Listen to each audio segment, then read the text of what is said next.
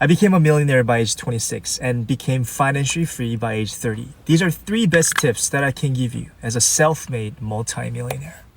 Number 1, you have to live below your means and stop buying dumb shit. If you're not making over $500,000 a year, you shouldn't be driving a German car. Instead, you should be driving a Toyota or a Hyundai. Also, you shouldn't be wearing LVs, Gucci's, or Dior's. Instead, you should be wearing an H&M or Zara. Number 2, you have to find a way to make money in your sleep. If you don't do that, you're gonna have to work until you die. And the best way to create a passive income source is by investing in real estate. And no, nowadays you don't need that much capital to invest in real estate. You can start out by using a strategy called rental arbitrage. And lastly, number 3, become a contrarian. Stop following the crowd. A person who walks alone are usually the ones that go furthest in life. Wow.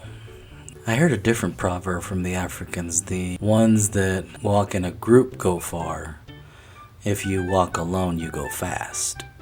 But I don't know. I guess different cultures, different whatever. Anyway, thank you for your attention. If you like this type of content, consider subscribing. Also down below, drop a comment. Let me know what type of videos y'all want me to react to. Back to this one.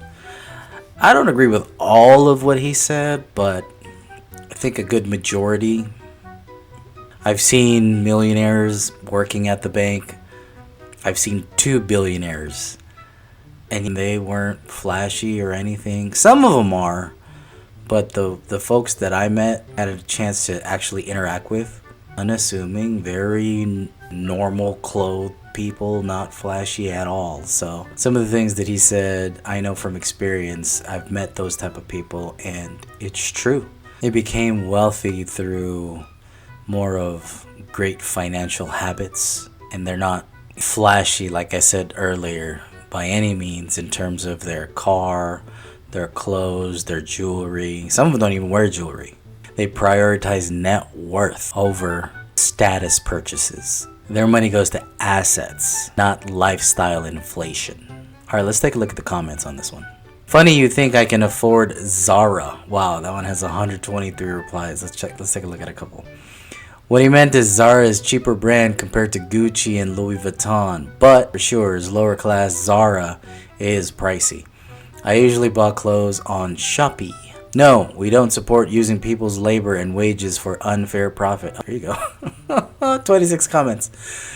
Either do it yourself or let it be done to you. Eat the rich. Not gonna happen, Brody. Just become one. All right. Zara is expensive too. A lot of people are commenting on Zara. Oh man. Zara, I am flattered. Zara is expensive. What? A person who walks alone are usually the ones that go furthest in life. Love the words of wisdom. 30 replies. I'll take a look at that one.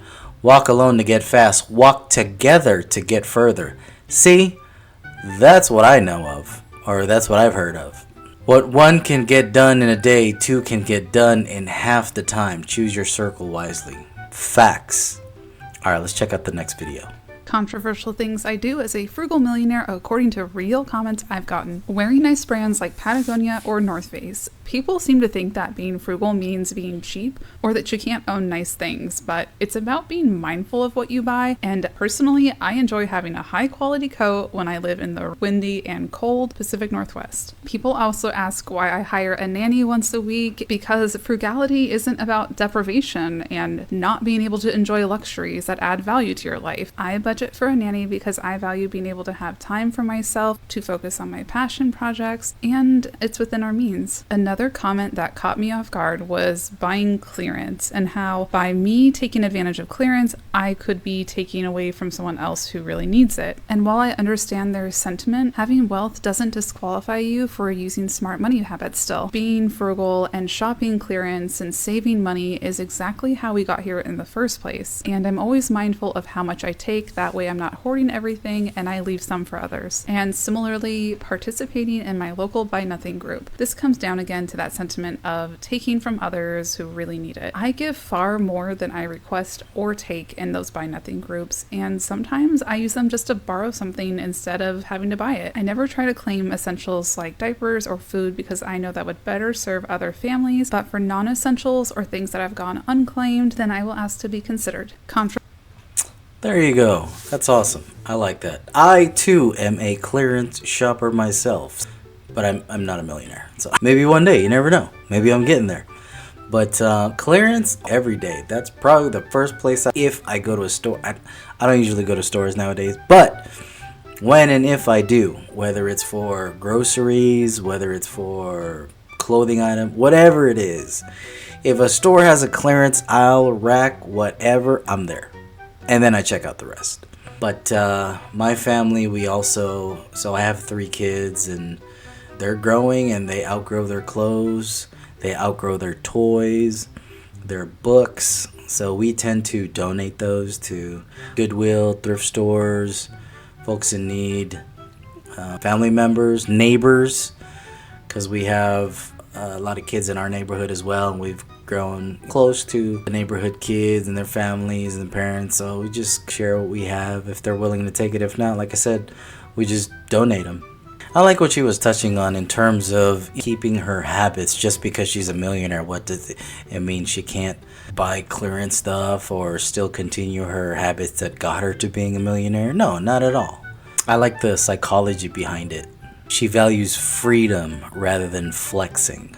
They understand the opportunity cost instinctively. Looks like she's playing the long game, not the social game. Alright, well with that, let's take a look at the comments. Bradley on a budget should see this. The creator, I'm still waiting for him to review my friend application. A good jacket for $150 that lasts for 5 to 10 years is still cheaper than the one for $40 every year. Facts. 13 comments. Take a look at this real quick. I bought a jacket for 40 to 50 euros 4 years ago, and it still works perfectly.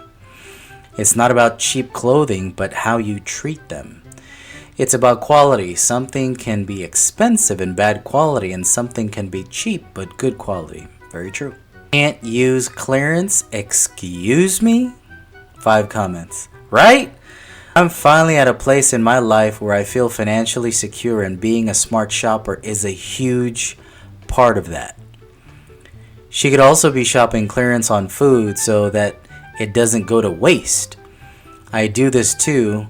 It's half the cost of the money and half the waste. And I hate to waste. This is real frugality, not whatever Bradley is. Who is this? I gotta check out this Bradley guy. You aren't frugal. You budget, but definitely not frugal. But weird dude with that disgusting towel is frugal. Alright, I'll read one more.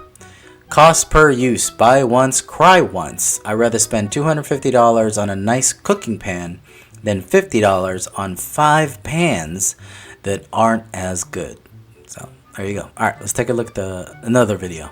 How long have you been married for? 34 years. What are some things you do to be frugal? We're very frugal. That's why we retired at 55 years old. Did you guys invest into 401k, Roth IRA? Max out retirement. If the company matches it, you're silly not to. How many years have you been investing now? Since 90. Are you now net worth millionaires?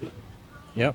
And that's the point. You don't have to know about investing. Just invest everything you can into the market. Put it into ETFs, exchange traded funds, because it goes over the whole market. You don't need to know what you're doing. Just do that. So y'all just invested in boring old index funds and... You got it. Hey, you know it. We put our both boys through college and grad school. They have no loans. We paid off our houses, our cars, and retired at 55. Now we travel. So we're just regular people. What kind of cars have you been driving throughout these years? Mostly Toyotas, because they last forever. Most of them have been 2-year-old cars, not brand new, until recently. Oh, we've come to that point where My now... first fun car last week. Ask the old lady what her favorite car is now that she just got. How have you now treated yourself? I just got a 2023 Slingshot. I drive it everywhere. And you still didn't need to get it brand new? 2 No. years old, 3,000 miles. So I'll share with you the channel on YouTube, JC Rodriguez. Wow, that's awesome. And I'm going to pause here, but look at him.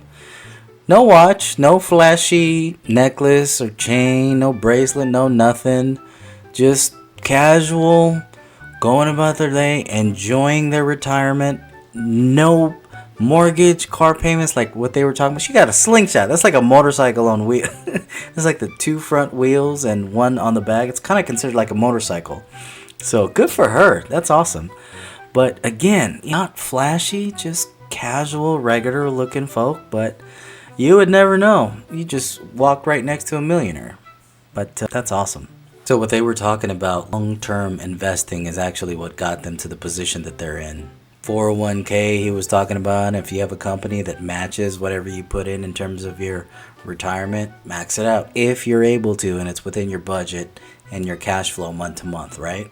You know, you just max it out just because somebody tells you. Of course, you have to make it fit your lifestyle, but with the event horizon and the goal at they retired at 55, whatever your goal is at your age that you want to retire, have that in mind.